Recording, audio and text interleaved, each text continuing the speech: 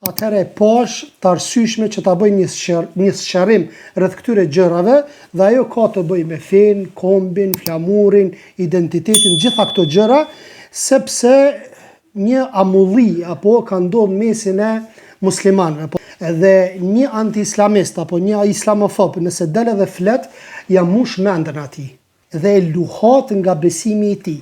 Andaj na duhet të mendojmë edhe për këtë kategori të njerëzve.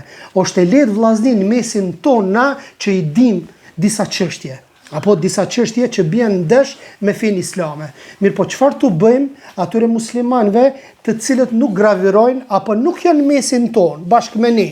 Falen në i gjumon, do njëherë agjerojnë Ramazanin dhe mediat e kanë bodë vetën, kretë tash rrjetet sociale, ata tanë ditën e për media. Unë është e lehtë mi thonë juve, më së mirëni me ato punë.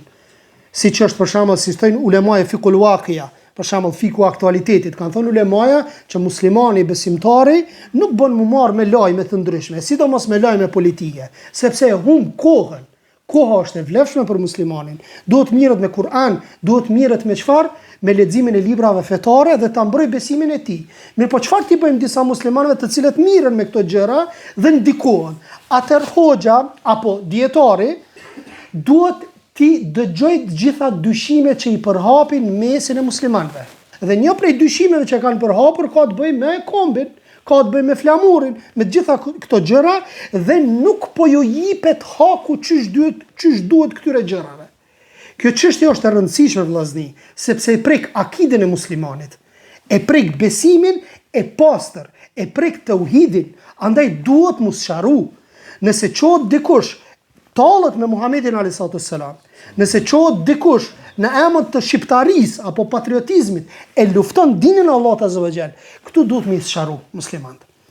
Ndoshta e dini rastin, për shembull në Evropë kur i bën ato karikaturat kundër Muhamedit a.s. në Arabinë Saudite janë bërë seminare të ndryshme dietarëve. Seminare janë bërë nga dietarët, nga alimat e mëdhenj të muslimanëve të ehli sunnetit. I kanë sqaruar se si duhet mu ballafaqu me këto gjëra.